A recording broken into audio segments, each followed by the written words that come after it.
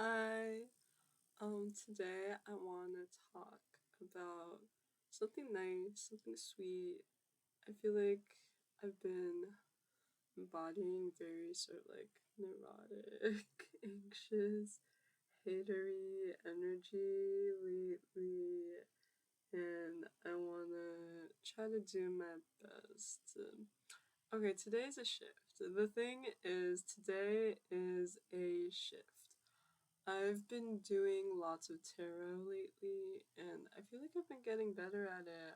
I don't know, I feel like getting better at tarot kind of makes you better at living because you start to be able to see the messages and the signs everywhere, and things are able to make more sense. You feel like more things are guiding you in a sense, right? So that's how I've been feeling doing tarot lately, and I guess like I would say like Wednesday, Thursday, Friday, I was kind of in a weird headspace. Like maybe I didn't realize at the time, but that was when this one card started following me around. This card called the Two of Swords. Um I don't want to find it in the deck, but basically the image for the Two of Swords is like a woman with like a blindfold on, and she's like sitting crisscross, and she has two swords, and she's holding them like this, and she's blindfolded. And I was just having a lot of trouble interpreting that card when I looked online. It was sort of like, this is about indecision, this is about stalemate, etc., etc. And I really like I saw that, but at the same time I felt like I was missing something. And it wasn't until today where I feel like I was thinking more about the Two of Swords, that I feel like it's more like, it reminds me, okay, the people out there who know tarot, I feel like it reminds me kind of like the devil in a way, in terms of like just this idea of binding yourself in illusions or keeping yourself from facing something head on, which um, is probably what I've been doing for a minute about certain things. I have my reasons, but yeah, just Two of Swords, blindfolded, like that. And today I've been starting to do sort of like daily tarot card readings, and I feel like some tarot readings, the I've only seen from like online YouTube tarot readings where I've seen people like check the bottom of the deck and show you like what the card on the bottom of the deck is. I don't really do that, but I like started paying a little bit more attention because the Two of Swords kept on being on the bottom of the deck, and I was like, why is this card literally following me around everywhere? It didn't matter if I was doing a reading for myself, I was if I was doing a reading for someone else, like she was there, she was in the room. And today when I went to go do my one reading, like my daily tarot poem, I saw the Fool at the bottom of the deck, which is kind of like represents certain opposite things than the Two of Swords, because the Fool is very much this idea of like unbounded potential and possibility, and like anything is possible, you know.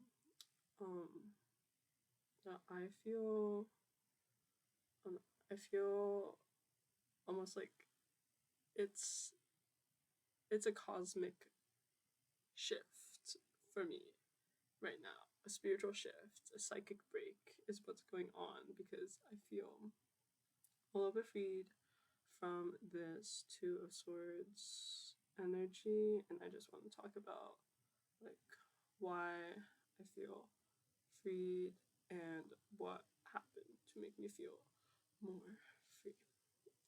So, this all starts with my friend Aditya, because I was giving him a tarot card reading, I think maybe last week, like Monday or Tuesday, probably Tuesday.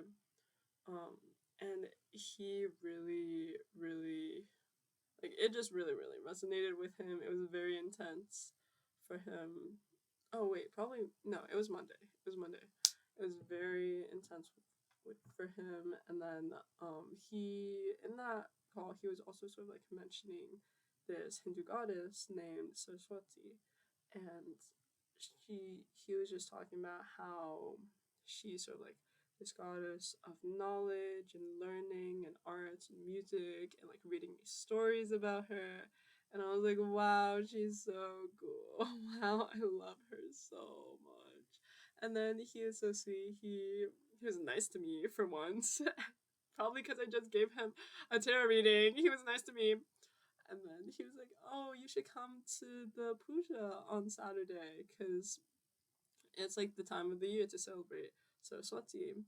And I was like, oh my god, I would love to. So Saturday, I go to puja. It's like so beautiful, so cool.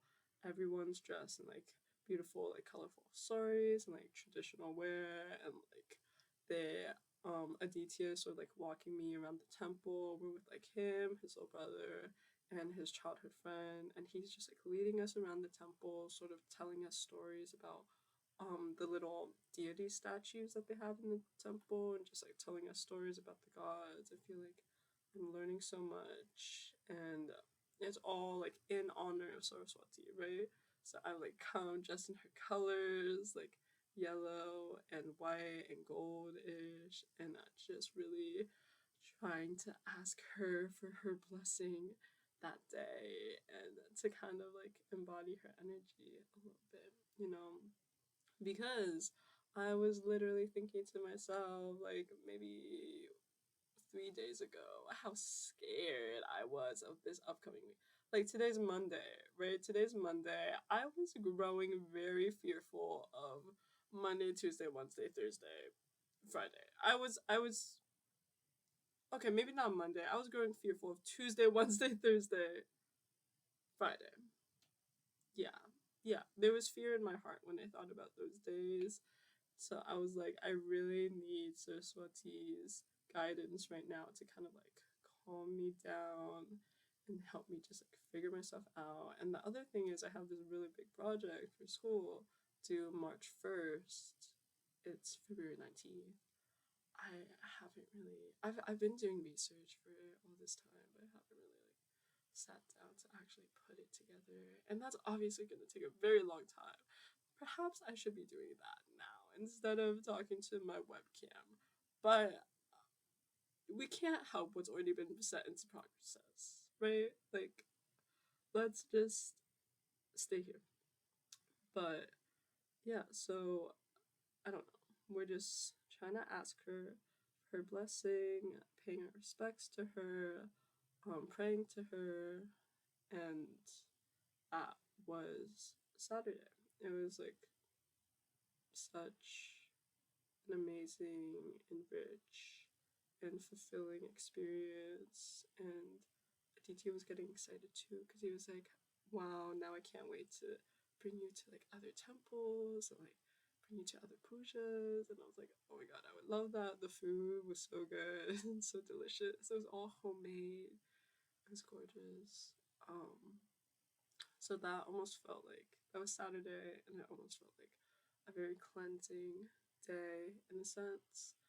Yesterday was Sunday. What I did on Sunday was I went to go see Aditya, and I have like this other friend named Aria, and she normally lives out of state, but she's visiting. She's like in the area these days. So I went over to her house, hung out with her and her friend, and like Aditya met up with us later, and we were all just kind of chilling out, and we went on this walk, and I was being like a really big piss baby, like crazy big piss baby, because I was whining and complaining the whole time. I was like, I'm sleepy, I have to go to my capstone, I need to get back, I don't want to go on a walk, I don't want to go in the cold. The other thing is, like, I had left my scarf at like my other friend's house on Thursday, and it's this like big woolly crochet. It's so warm. It's like a superior scarf, objectively. And we were going outside for a walk slash hike. This verbiage will become important later. And I was just like, how am am I even supposed to survive this without my scarf? So we're like at Aria's house, and I'm considering just going home because I'm like, I'm sleepy, and Aria doesn't want me to take a nap in her house for some reason. So I might just have to go take a nap by mine. But then they convinced me to go out with them to this park. And I'm like, okay, fine. I'll come to the park. And we get to the park, and it's so cold. And they say we're gonna go on a walk, and I imagine a walk, right? Like paved roads, walk. Because I told them I was like, I'm not trying to hike today. They bring me into like it had snowed here recently, but it's like melted by now. The ground is all muddy. There's like inclines. There's like sticks and twigs and and I'm wearing like chunky platform sneakers from Steve Madden. That's what I'm working with for my footwear. I'm just like, oh my god, I can't believe y'all made me do this. I don't even have my scarf. Like, I'm freaking out. I'm so cold. I'm just being a hater. I'm telling you, I've been a massive hater recently. So I'm just being a hater. And then I was like, okay, you know what? This is like a little bit too much hatery, even for my like even for my stakes, you know? So I was like, okay, if I'm complaining about not having the scarf so much, I should just like go drive to my friend's house to pick it up.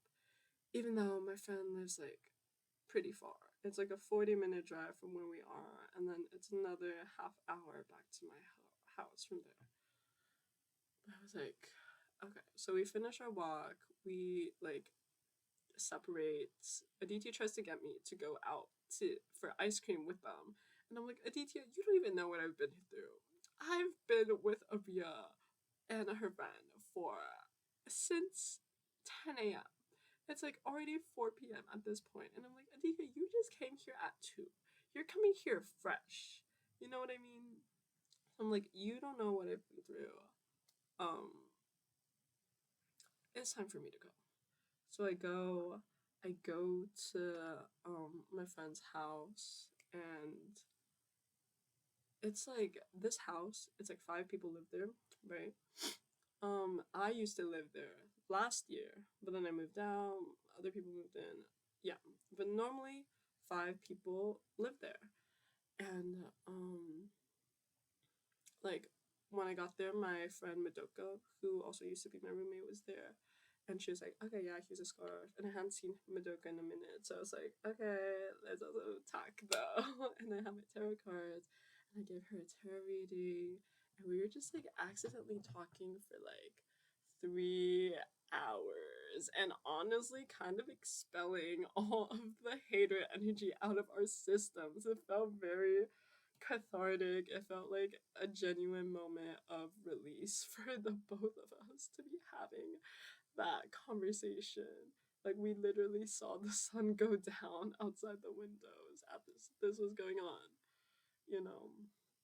Um, but in that conversation, I feel like obviously we were being massive haters there too.